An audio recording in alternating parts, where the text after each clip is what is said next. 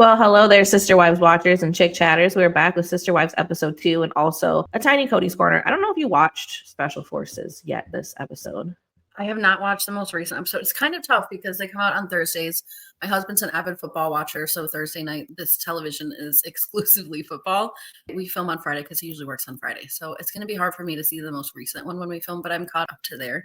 I'm also not opposed to hearing spoilers, so it's not that serious to me. Well, since we mainly only talk about Kody's parts anyways, he really didn't have anything going on in Special Forces. They did show him in the 2 challenges that they did, but the first challenge they fumbled because Kody didn't even see the casualty that he was supposed to pick up. He looked at the man and then proceeded to just yell at these girls that are helping him to kind of keep going. I saw that in the preview that he was paired up with some girls and it didn't look like it went well. It didn't go well, but then he got paired up with the same girls later for another challenge where they're supposed to infiltrate, and he did get up the walls and into the buildings, and I was jumping roof to roof, and they did fine with that. And then they got to the latter part where they yelled at him, "Pretend I'm one of your wives over here." Yeah. And then they show him in a confessional really quick, like, "Yeah, I used to have 4 wives, but now I have 1, and I'm always trying to impress her." And that's literally the whole Kody Brown in that He didn't episode. even say that she was shy and pretty and a diesel jeans model. He didn't say that, but he did say, "I'm down to 1 and I do anything to impress her now." So I'm guessing he went on Special Forces to impress Robyn. I mean, isn't that the truth? I feel like Robyn and Kody's marriage is rockier than it even looks on TV, and it is starting to look a little rocky on TV. Mm-hmm. I don't know if they're doing a really good job of trying to keep us curious about that so that we continue watching the show, or if there's some reality to that. But I feel like there could be some spiciness going on between Kody and Robyn over the next couple of years. I mean, when you're used to kind of switching at least around a little bit, and then now you have a person with you 24/7, not that he already wasn't pretty much with her 24/7, but at least he had the option to go somewhere else if he wanted to. And he had more kids that were talking to him and stuff like that. So he's a little bit more distracted. She wasn't like the diamond in the rough at that point. Now she's just there and there's no rough around her. Yeah, I mean, she's still the diamond, but but there's no buffer for the diamond, that she's just there and all her. Yeah, so now things are getting a little bit more boring over there. I don't know. Did he do anything else cool on Special Forces or no? No, he didn't do anything else. I was disappointed that they really didn't show him fighting either. I think it was. Yeah, I wanted to see that. I did. They showed some clips and it looks like he did reasonably well, so I get why they didn't show it all, but I'm just disappointed to not really see anything other than a couple punches thrown. It was another Jesse Smollett, juicy smoldering heavy episode. It is. Usually, from what we know about reality shows that are competition shows, if you're focused on in the beginning, you're usually not sticking around very long. And if you're a background in the beginning, it usually means that you're going to be there for a while. So they have more time to give you screen time, and typically. So I feel like Juicy Smollett is not going to be there very, very long. But we shall see. Somebody has to do toilets now. Does that get assigned in this episode? No one's been assigned. I mean, not openly to toilets, but I do think Kody's going to last, if not to the end, pretty damn long. I mean, he lasts long enough to where he talks about getting videos from home. And I don't know when that happens. I peeped that too in one of his interviews, and I was actually kind of disappointed that he said that because that's a for sure spoiler. I kind of assumed anyways watching the show because he's kept it together. It's weird. When I was watching it this morning, I was almost rooting for him. And I'm like, wait a minute, why am I sitting there rooting for Kody Brown? Like, I can't stand this man. Like, I tend to root for people who are familiar, even if they're villains. A lot of this show is, like I've always said, it's a lot of reality TV villains, people who have something to prove, or outcasts that are trying to stay relevant, or athletes that are trying to sort of prove something to themselves, ex-athletes. Like, I was like, yeah, pretend I'm one of your wives. One wife. Pretend you're one wife. And actually, when I saw that preview, I mean, obviously my husband doesn't watch Sister Wives, but he knows enough about Kody Brown. He's heard enough Kody Brown talking on that TV over there for him to understand that he's lost all of his wives now, except for one. He knows that in his mind. And yet, when I heard that on the preview and I reminded him, that's kind of a dumb thing to say. I know he probably doesn't know Kody, but he would probably turn around and run the other way if it were any of his wives, plural. Other ones, right? Especially Meri. Right. And my husband was like, you wouldn't run towards your wife? And I'm like, you're not hearing me. None of those women are his wives anymore. I'm like, the show is Sister Wives, but they're all divorced. And he's like, what? When he is on that ladder and the guy says that, he did kind of almost laugh. Kody was like, why would I go over that? Better not be Meri over there. She next. I'll turn my ass right back around. He would probably jump off of the effing ladder if Meri was on the other side. Tell me he wouldn't. No, he would. He would. I think he was pretty damn close to doing it even when the guy said it to him. So yeah, I gave him a spook, I bet. But yeah, I'm excited to watch it. Special Forces is one of those shows that I've watched every season of it, but it's kind of one of those shows that I just turn on. I don't necessarily care too much about it. But there's always some interesting people on it. Last season had Brody Jenner on it. Spoiler alert, he made it to the end. Well, he's a Jenner. Of course he made it to the end. He's a thoroughbred. He was born for this. I like watching it because I kind of like to envision Dean doing that stuff, because I think a lot of these challenges are stuff that Dean would like to do that he doesn't really get to do on his normal day-to-day job in the military. Right. But I think he would actually enjoy watching this show and also participate. Like if he was famous enough to participate, that man would participate in this and probably make it to the end, because a lot of the stuff's like height stuff, like that stuff doesn't bother him. He has a lot of training too that these celebrities don't have. So I think he definitely would make it. Yes, but Dean is also the same guy that skips PT every day. Well, going on to Sister Wives episode, Meri is doing her speed dating. She is looking for a 6-foot tall man who doesn't want to joke about Sister Wives. True. That is very true. I did happen to catch the bonus scene episode. I guess they're going to do this with Sister Wives as well. So when there's, it looks like they're also releasing them on Tuesdays too. The bonus scenes were not that necessary here, so I didn't go completely overboard, but if we have the information, why not share it with you all? I know in the actual episode they went through a couple of questions. In the bonus scene they started off asking a couple of other questions. We learned that Meri's favorite comfort food is Brazilian cheese bread, and I actually share that same favorite comfort food, and it's not easy for me to find because I can only go to one place to really find it, and dinner there is like $90 when really I just want the appetizer bread. Yeah. So that's tough. So I wonder where she's getting it from. I think I've heard you can buy it frozen. Anyways, I don't know if she heard us last episode and she wanted to make sure that she could get this bonus scene in here to respond, but she lets us know that this is as organic as it's going to get for her because she lives in such a small, tiny town. She says, I'm older. I'm not in a workplace. I work for myself. There's literally nobody, nowhere in the world that I'm going to go meet people unless I'm intentionally going out to meet people. So she lets us know that that is why she is doing this and why she's calling it organic, because this is, like you said, probably as close as she's going to get to that anyways. Yeah, I agree with that. In fact, I think Jenelle could probably go on a speed date in maybe 5 years when she's ready. I totally agree when she's ready. I'm kind of getting annoyed that she's so dating averse right now. I mean, she called dating itself a red flag this episode, which I'm just like, Jenelle, get over it. I think she's a little bit scared of failure when it comes to dating. I think she's a little worried about what that's going to be like. Dating is not easy. And I don't think has the mental capacity with all the loss and stuff right now to deal with that. But I think she's avoiding it by saying, icky. Yeah, I think she's still trying to get that knife out of her kidney. Yeah. That knife is deep in her kidney. I think she's still figuring it out. Yeah. Speaking of Jenelle, she lets us know that it's been 2 years now since her and Kody have been separated, and they have made essentially no progress on Coyote Pass. It's the same thing. It is. But nobody's on the titles, and she's getting pretty frustrated. So she gives us the update from last season that they're still talking to their lawyers, but nothing has gone on since then. And they pop us over to Kody and Robyn's house, and Kody is getting the ball rolling a little bit with Robyn, which I got to give him some credit for it. I mean, somebody has to shake this woman out of her delusion. Side note, though, I always thought they named Coyote Pass as a play on Cody's name because they never once talk about there ever being coyotes on this property. I have a weird Zillow obsession, and it's not because I like to look at houses. It's because I really like the detailed map on Zillow. And then I like to sort of see what kinds of house vibes are going on. Anyways, last night, because I was watching this show and they were talking about the land, I think I was watching the Crystal Ball Lady, and she said that their new house is right next to an excavating place of this red soot, essentially. And within a mile or a half mile of this place, all the homes get covered in this red soot, and it's obviously very bad for your health for a plethora of reasons. Well, but get that iPhone out of your pocket. I know, right? And like all the other crazy things with like, you can't get COVID because of blah, blah, like all the things, right? But you're living in a place that's literally toxic, I guess, according to the Crystal Ball Lady. So I wanted to see, I'm like, where is this toxic soot place? And then I went on the recently sold because I'm like, well, duh, now I want to know where they're living. And now I have a effing radius. So I found the toxic soot place, which looks like a crater dropped into the earth. It's just a big red circle in the middle of Flagstaff. Very weird. And then there's houses nearby. And there is a house that sold for over $2 million. And I zoomed in on it, and it does, from, you know, the aerial view, look like their house, because they have multiple houses on their property. They have a guest house and a big garage and then the house.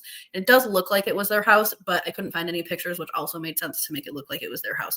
Then I got curious and I was like, well, where's Coyote Pass? Because they just said they wanted to live across town. So then I started looking for Coyote Pass and I could not find it. And I just put it into Zillow, Coyote Pass, Flagstaff. The road is named Coyote Pass. That's why I brought this whole story up. So I don't know if they named that Coyote Pass, but the actual road is Coyote Pass, and there is other houses on that road that look like they have been built there for a while. So I think they're calling it that because it's the road. Okay, that makes sense. All of that to explain that to you. But I was on a wild Zillow ride last night, let me tell you. Oh, and I did find Kody and Robyn's house, which is not just close to Coyote Pass, it overlooks Coyote Pass from a hill. That's why Jenelle said it was pointless for them to even want to move up. It was. And it actually helped me so much. Today I was taking the pictures and I was hearing her say that. And I'm like, no, Robyn already has a house on Coyote Pass. Point blank, period. This house is better as far as they're on a hill. They can still see. They just need to clear out those trees Cody's been trying to clear out. And they're basically on Coyote Pass. Yeah, that is insane. And their photos are still up there if anyone cares to go be a creep and look around. Well, and that's why they could go clean up the stuff there at Coyote Pass. I mean, it's in their damn backyard. Completely. Yes. And Robyn lets us know that she's been putting on her weird ass hat and been trouncing around property.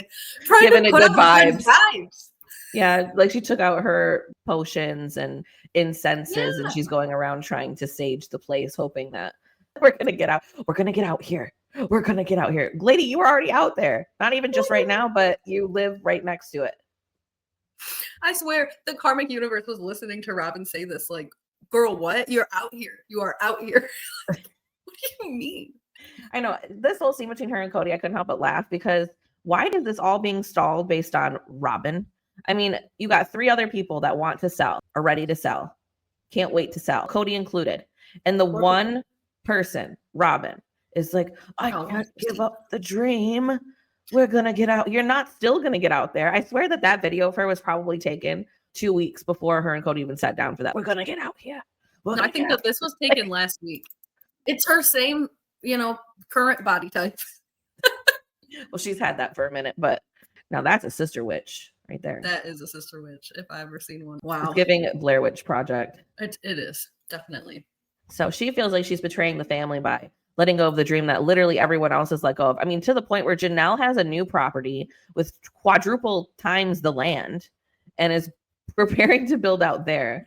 I mean, what are you holding on to still? The fact that Robyn hangs on to the stupidest things just to keep people in the orbit. Like, oh, if I let go of this land, then Kody won't have to call his wives every other day about his land.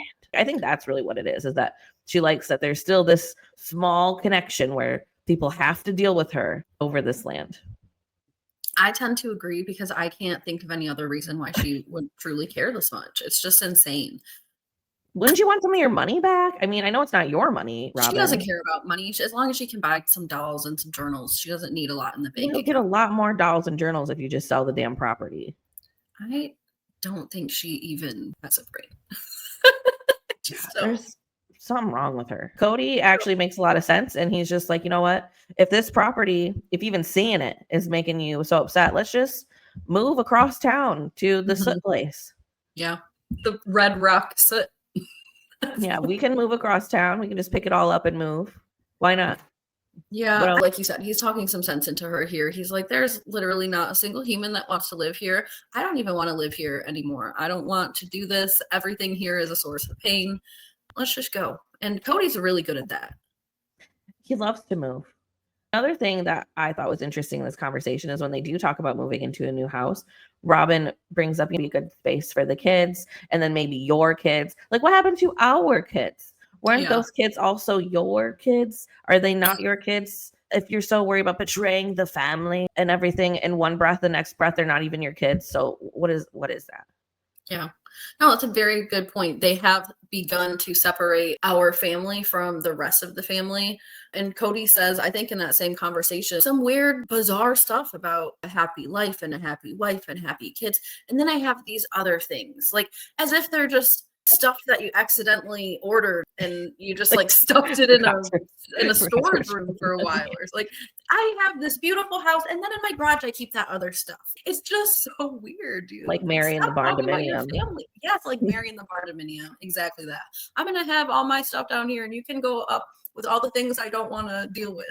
I like how they put the possibility of Kody's other kids coming to visit as a reason to upgrade their house times 20. Oh, we'll get all these extra rooms on the off chance these kids come back. Lady, these kids haven't visited you in like 4 years. Why do you think they're just going to come back now just because you guys got a bigger house? You already have a humongous house. Just say, I don't want to live in this house anymore. I want a different humongous house. It's just their reason to double the size. Agreed. I do think that they are short on bedrooms as it stands right now, because Truly doesn't even have a bedroom to stay when she goes there. Well, she should. They kick all the other adult kids out. They should only have 2 kids in their house. Kody loves kicking adult kids out when they're ready to go. That's his favorite thing to do if they're males. Especially if they're males. Moving on, we get to this weird speed dating event. Nobody here was great for Meri, except there was one guy that seemed okay. But in this first date that goes on, it's bad. I mean, I got a little worried. It was really awkward. Meri had to pull out her random questions immediately. And this man didn't even, what about you? She asked what he likes to do, and he says concerts. Not what type of music, not some he's been to recently, not any he has plans to go to, like just concerts. I will give him a little bit of benefit of the doubt that they've never been on camera before and there's cameras in their face and it's only at Meri's table. So they're like, oh God, when I get over there, I just have to keep it together. But yeah, I mean, this was awkward as hell. Nice. I just noticed that even if you see the guy behind him, that guy, when he got over to Meri, same flops. I don't know what to say thing. Yeah. And when you saw him in the back, he was having a conversation and talkative, and it seemed like it was flowing. It seems like he sort of rehearsed what to say beforehand. And I think for the same reasons that you're talking about, I definitely agree. But he came up with the whole, you're the celebrity here, right? Well, duh, she's got a whole camera crew around her. Exactly. But yeah, he obviously rehearsed how to address that. And then he's all, oh, I've been married twice, but only once at a time. Like, he clearly knew who she was. I thought that was funny. I thought that was funny to say to somebody else, but probably not to say to somebody about their own family.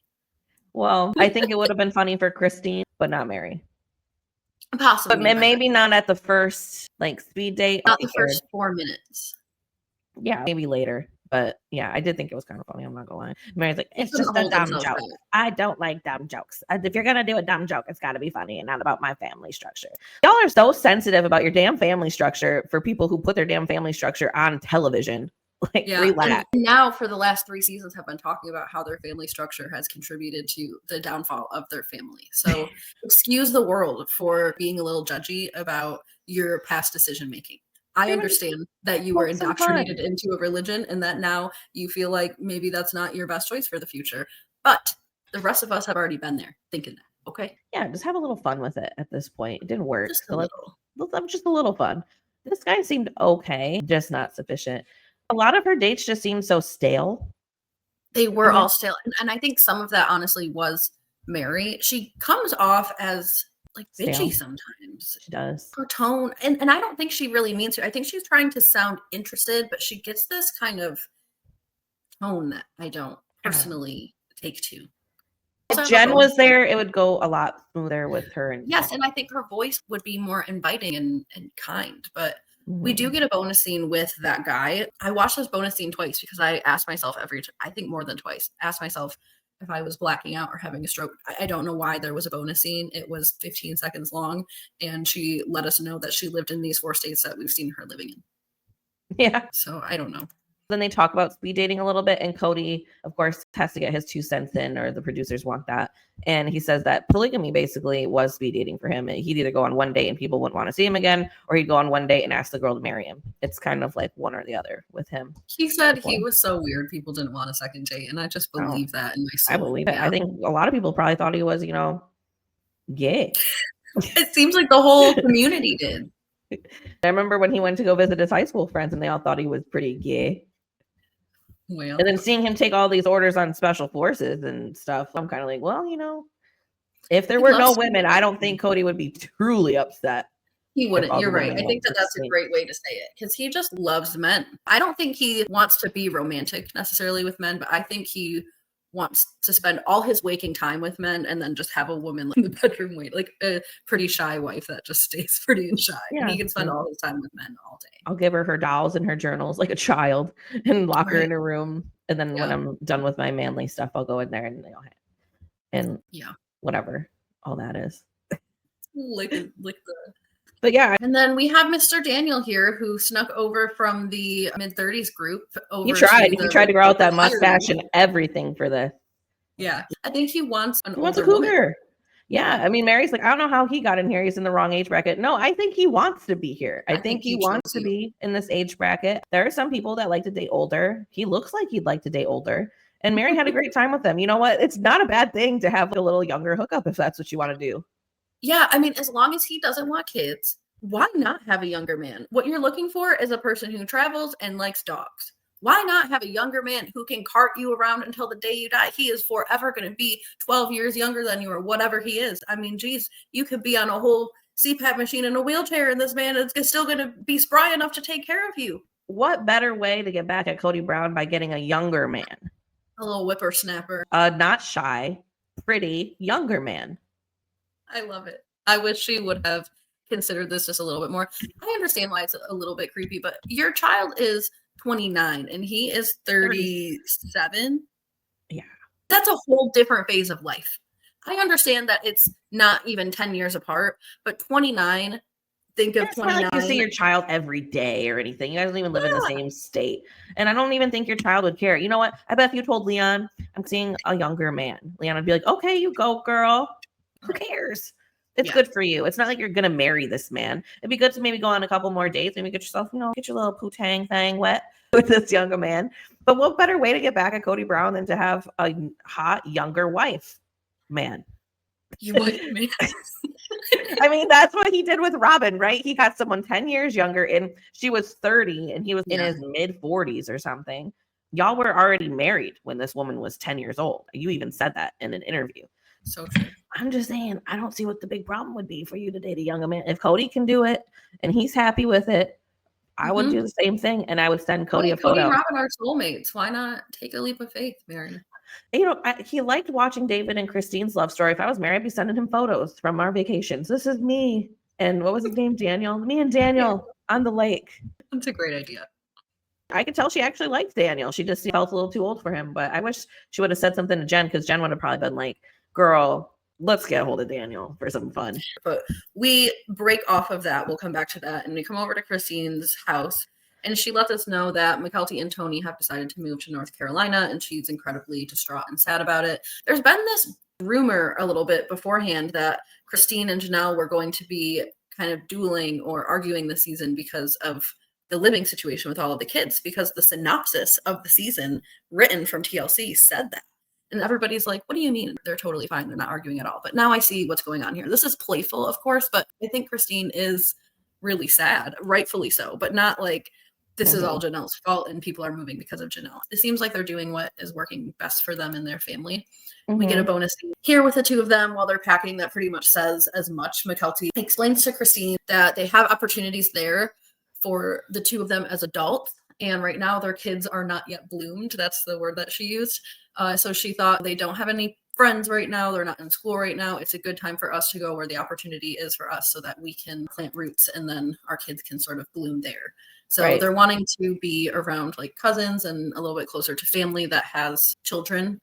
And I guess Tony is a chess player. That was new. That was new. Okay. I didn't know if that's just a part I didn't pay attention to because Tony's been around for a while. So I was like, maybe I didn't know this, but I mean, I guess the show's not really about him, but I think it was interesting to learn that about him. And they show him playing chess at some tournament.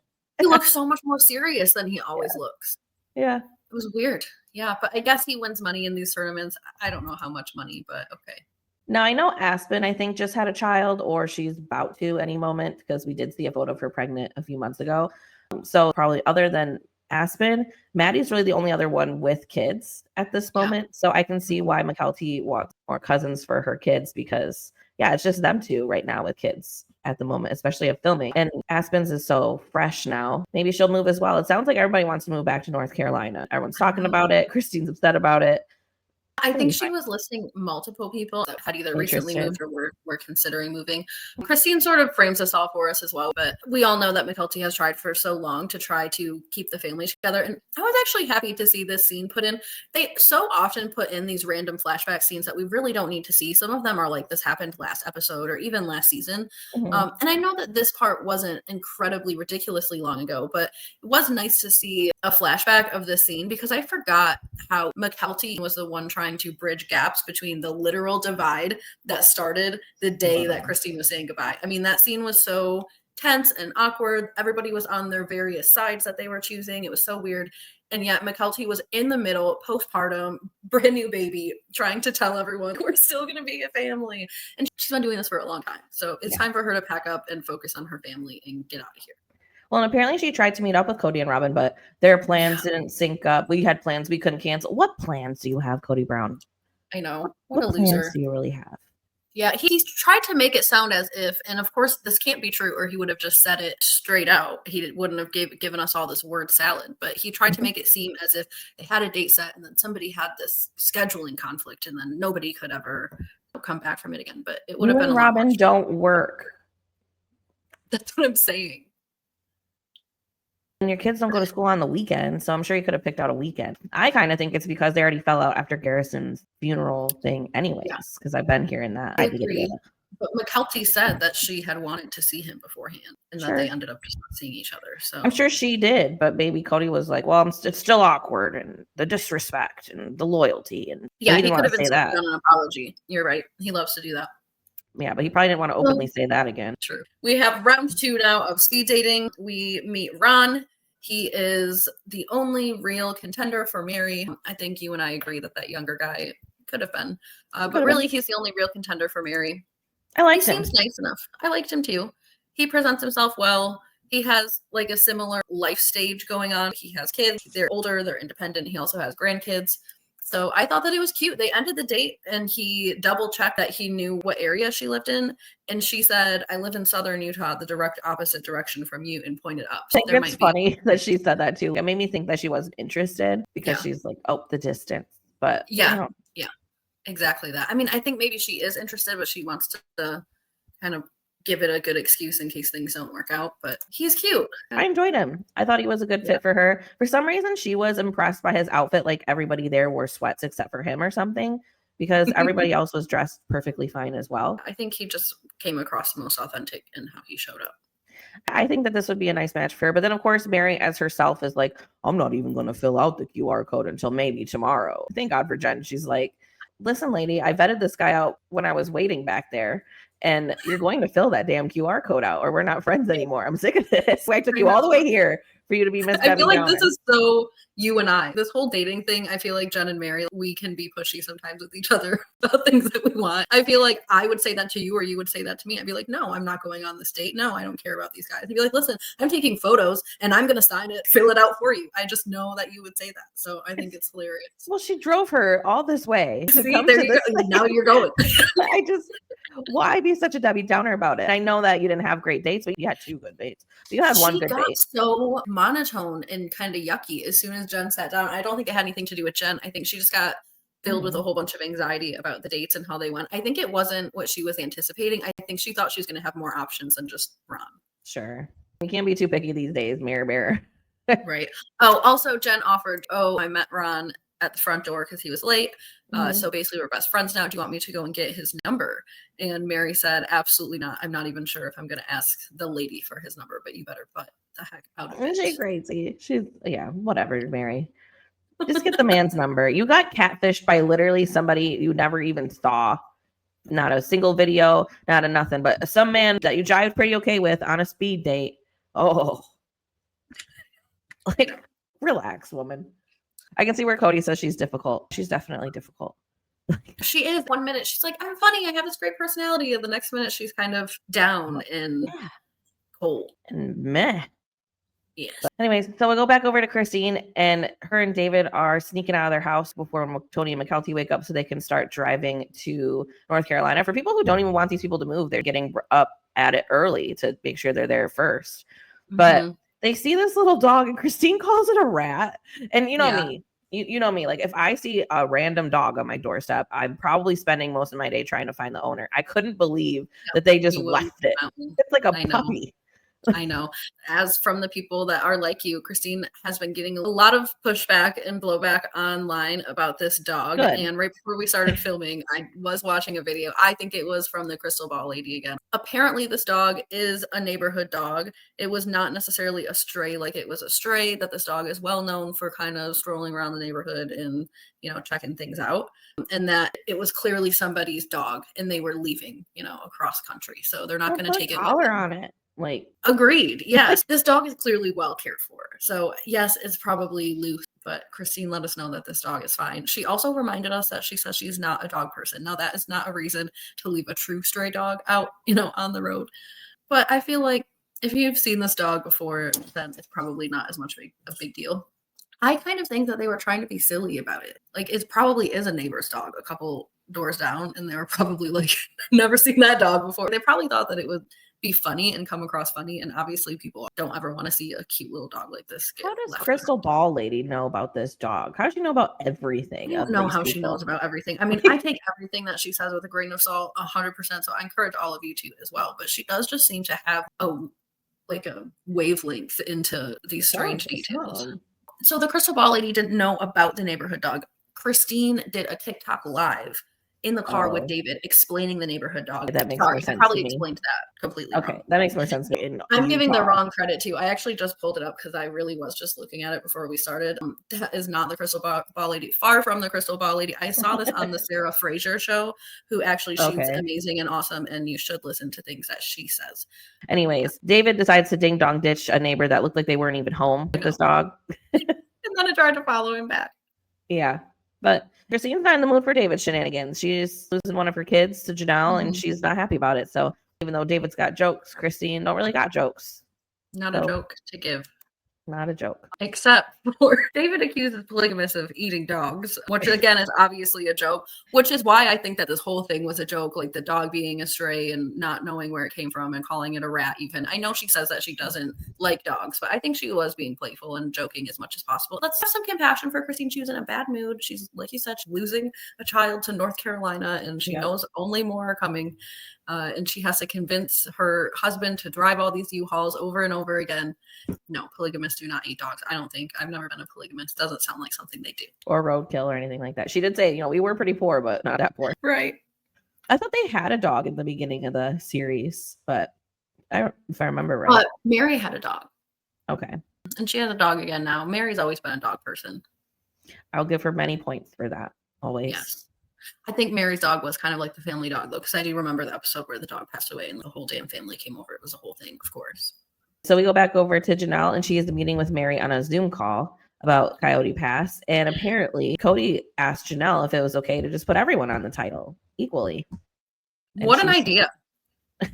Why couldn't this idea have been had, like, I don't know, a year or two ago when the family broke up and they wanted to sell originally? Or when they bought the damn land? That would have been the best time to do that, of course. I kind of think, in Kody's defense, although this isn't logical whatsoever, but I feel like in my head, if they would have went through and actually followed through with putting houses on the land or the big house or whatever it was that they were going to do on Coyote Pass, it really doesn't matter who owns what plot of property, except for when they start talking about legacies and what they're going to pass on to their kids and stuff like that. Then it does matter. I always thought it was weird the way that the plots were set up. 3 people on a lot, 3 people on this lot. Meri only has like a third of a lot. Yeah. She's not on any other lot. He did that honestly to be manipulative in the future. I think he set that up as a little seed to plant so that he could troll Meri, so he could kind of fudge around Christine and Jenelle a little bit. You're here and you're responsible for this land, but you're not entitled to all the, money that would come along with selling this land. I think he did do that intentionally. That makes a lot of sense. So I wish he wasn't that smart, but I do think unfortunately he is. So I think they teach that in like polygamous school, like how to screw over your wives. In polygamous school, it's got to be the main curriculum there. How to get your wives and then how to screw them over. Yeah. And convince them that you're building them a legacy. Yep. It's all about legacy. So Jenelle tells Meri about this little plan, and she asks if she's open to that. And Meri's like, we didn't even respond to our email from 2 months ago. What do you mean? I've been waiting for him to actually respond. And Janelle's like, well, he told me I could talk to you about it because he's avoiding you right now.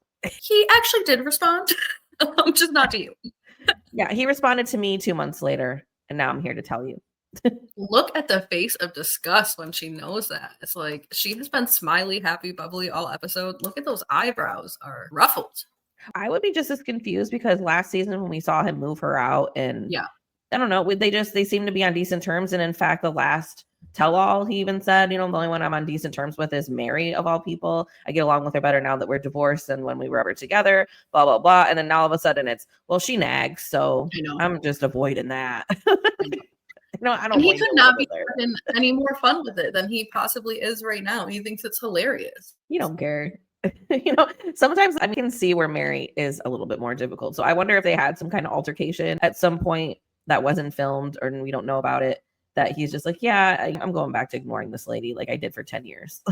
Yeah. You just remind me, what is so frustrating about this show is it's clear to all of us that there is not a lot in time, but a lot in content and context that has gone on in between the small amount of time they have not been filming the show, and in regard to Garrison and the funerals, plural, around him and the behavior of the family. And what really effing irks me about this stupid show is that we are sitting here talking about Coyote Pass, which we all already know exactly what happened with Coyote Pass. We know about these titles. We know how it got sold. We know that the money got split. Why do they keep doing this to us? I feel like I was tainted by watching Welcome to Plathville because they talk about the shit. They sit down and they talk to each other about the bad things, and you are on the edge of your like, oh my God, these people are absolutely freaking nutso. And these people skip over all of the drama and then they just jump back into their boring ass storylines. And yeah. Even though Kody has said a lot of controversial things, at least he said some things. Everyone else seems to kind of tiptoe around stuff. And I kind of miss when Kody was angrier more. I got a lot of good sound bites out of that. Actually, at least there was something to react to. Yeah. But, speaking of that, I guess. But see, this doesn't even happen on camera. So apparently Kody said, I want to be a part of the stupid conversation between you and Meri. You just do it because I really don't like you. And Jenelle said, that's okay. I don't really like you either. And Meri was so impressed to hear all of that. And yet we don't get that on camera. Why? I would have loved to see that. Do you know how many people watched the FU Christmas scene between Jenelle and Kody over and over and over again? They must have replayed that 100 times on the reunion from that season. That was our first video. And it did well. Exactly. I mean, like, it was nuts, right? I mean, obviously that's not going to be as explosive because I think that they are a lot calmer now and less emotional. But I would much rather see Jenelle and Kody talk about having this conversation with Meri, tell each other they don't like each other, and skip over this conversation with Meri because we already know that the titles get split. Yep. What we don't know is that Jenelle and Kody are openly saying they don't like each other. Why can't we see that? As usual, with TLC and the Sister Wives, we only get this. It makes me second guess that Jenelle even is over Kody. I mean, she says that she is, but it's almost like she's so adamant that she's over Kody, it makes me question that she is. But if I heard her just be like, yeah, I don't like you either, maybe I would feel differently. I don't know. Yeah. She does poke fun at his shy, pretty wife. So she brings up to Meri, it just is so hard for her to talk crap about Kody. I don't know why, but when anything's ever brought up to Meri, she does just kind of chuckle. She doesn't say anything. At least they don't show us her saying anything. She's so loyal to a fault. I mean, she always really has been. I know she's had that one slip up where she, had a catfish because she was starving for attention. Can you blame her? But other than that, the woman is loyal to a fault. Honestly, Janelle's openly laughing, having a good time. And then you see Meri kind of like fake laughing and doing whatever she's got to do to get through that phone call because the woman is brainwashed. I don't understand this blind loyalty to Kody when he wouldn't even tell you about splitting the title because he's afraid of you nagging him. But it's not okay for you to laugh about the shy, pretty wife. I know. So dumb. Yeah, I'm glad that Jenelle has her ex-wives club and owns being a sister witch and all things because she deserves to just be done with him. But I want to see it. I want to see her interactions with him. She seems to be the most adamant, obviously, other than Christine, who just refuses to talk to him. But Jenelle will talk to him and also be direct with him. And I just want to flip a table that I can't see. Seems like let's just keep this in writing. If it's not a text message, we don't need to be talking. Well, especially if you're in a custody situation, I'd probably be the same way. But I think it's funny that Jenelle is like, I was the legal wife. I would have went for half of his assets and blah, blah, blah. I got 2 points about that. One, you were a sister wife. So once you feel the need to split at least with the other 2 sister wives, I'm not I talking know, about because Robyn. that is like, you guys would be in a hurry to be the first one to leave because the first one gets half, but then the second one gets whatever. Well, she's just talking about being the only legal wife. If she was the legal wife, then she would have taken half, and that would have took, half from So her. I assumed that's a good point. I assumed when I heard that she was talking about all of them being legally married to him, because that's what she was advocating for in the last episode. Polygamy should be legalized, because then if we go after all these men's assets, they wouldn't do it. So that's a good point. I don't know. Could be. But that's why also he didn't choose Jenelle as the legal wife, because he knew that he could manipulate Meri into just sign over everything over an adoption. And then he gets his shy pretty wife that he's got to buy dolls, and she's happy. So the other 2 would have took him for everything. So that's so true. That's probably the one thing that he feels like he did correctly. I'm sure he was able to manipulate Meri. If I was Meri right now, I'd be kicking myself in the ass for not taking more in 2014. You let yourself literally sit for 10 years on idle. Like, he didn't touch you, didn't talk to you. He went over to your house for like a month after the divorce. Yeah. And that was it. Imagine. Yeah. She should have gotten something written down in writing, at least between the 2 of them, like a personal contract between the 2 of them, what they're going to try to do to keep their marriage intact. Otherwise, I wouldn't even touch those divorce papers. Yeah. Who knows how necessary that even was. True. It wasn't necessary. It's not that Preston guy was coming after his kids or anything. That's true. It was just that, on the off chance I have a heart attack and die. It's like, Robyn, you don't do anything to have a heart attack and die. You don't leave the house when you go camping and put on makeup and sit in a tent. Like, you don't do anything extreme enough for you to die. Yeah. I mean, I think you and I did a whole video on the adoption with the kids. And I remember in that video and all the research we were doing, still just feeling so confused as to why there was such an urgency on adopting those kids, because it was truly just like, well, if we die, okay, the chances of that happening are rare. And I think everyone should have a plan for what they should do after death. But we're talking about them going back to their father, their biological father, and his family. Is that even so bad? In what world is it better for them to be with a whole bunch of stepmoms who none of them have any biological claim to them, who have, in some cases, 6 other children? What do you mean? And they're basically strangers. There's no blood relation. There's no nothing. There's no kinship ties at all.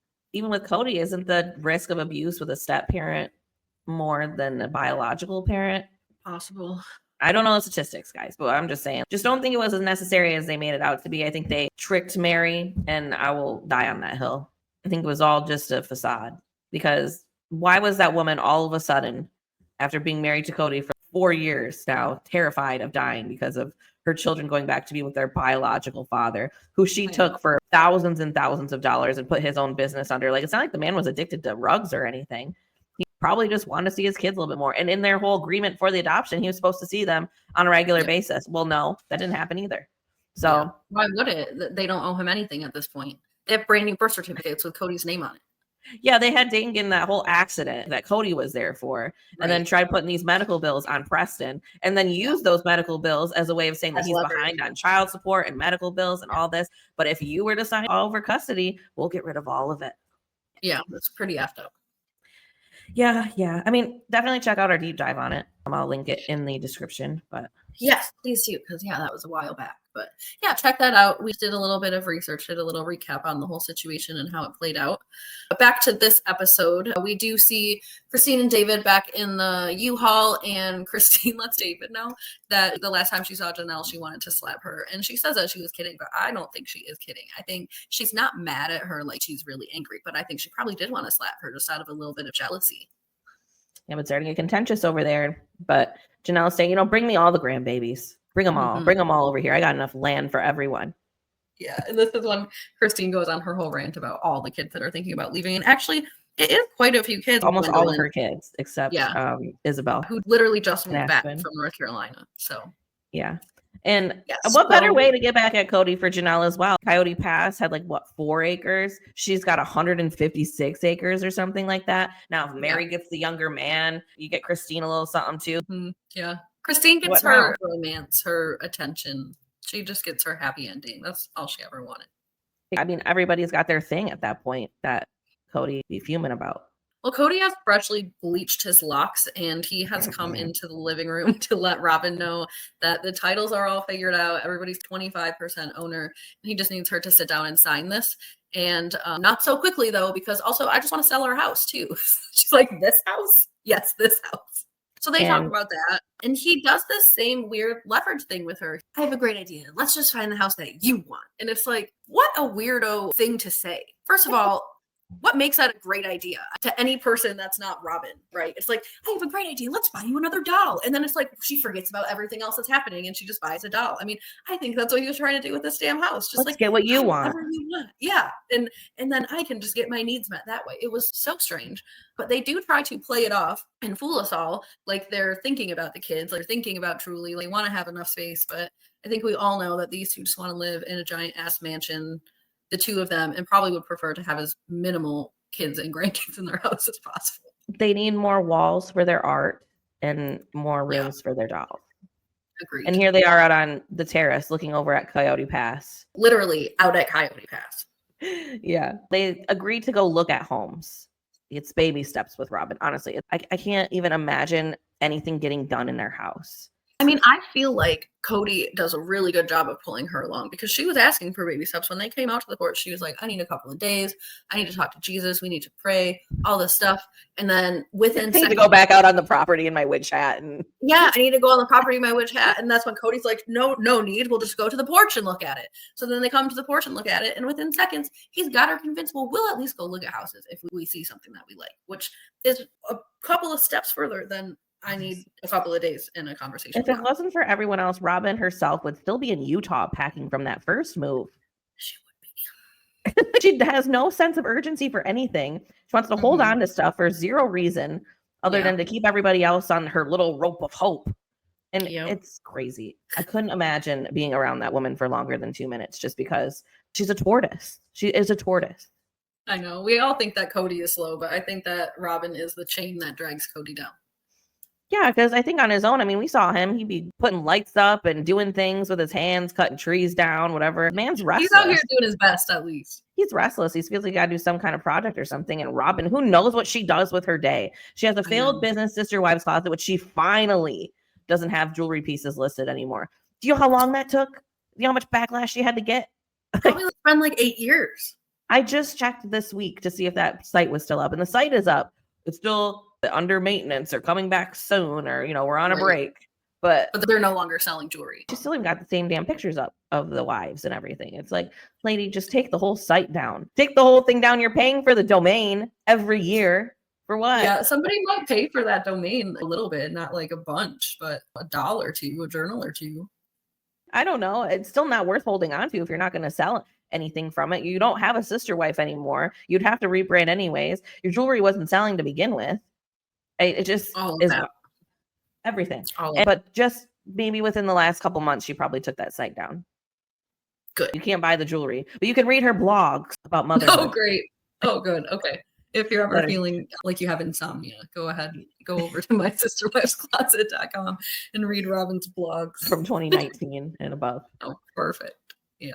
So the final scene that we get is Christine and David are still traveling, and Mykelti and Tony are now on the road. Seems like they're not that far behind at this point because they're both noticing some bad weather. Christine says that there's purple all over the radar, and that means that there's a tornado nearby. And lo and behold, we see Mykelti and Tony are driving what looked like directly into a tornado. Yeah, look at her face. I know. And that's not even when they were scared yet. I know. Is Tony from Texas? He just doesn't care about tornadoes or something? Because I've been at the terrified. Very end when he put the visor down and he realized that the windshield was getting cracked. He did kind of wipe the smirk off his face and have a little bit more of a serious face. But yeah, he was not taking this seriously at first. And actually, I don't blame him because I guess they had called Christine and David along the way at some point during this happening. And David's like, I just told him to go ahead and drive on right through. This is not Mario Kart. There's babies in the backseat. Pull over under an underpass or go to a gas station or don't continue to accelerate at the speed of the highway towards 100-mile-an-hour winds. Because it's David's dream. He wants to be a storm chaser. It is. He's like, you guys just take a video and drive right into it. And if you start flying, definitely FaceTime me. I swear to you. So panic is starting to set in a little bit, and that is where they leave us off on the episode. I'm sure that So nobody checked the weather at all for the trip? Sometimes thunderstorms can pop up quickly, especially tornadoes and this kind of intense weather can sometimes pop up quickly. Right. But yeah, I mean, not good traveling weather at this moment. No, I probably would just pull off, but Dean would want to drive through it because he likes to go stand out on the porch when somebody says there's a tornado coming and watch. See, I like a storm. I don't even really mind driving in storms and heavy rain, but once hail is damaging your car, you need to stop your car or you're just making it worse.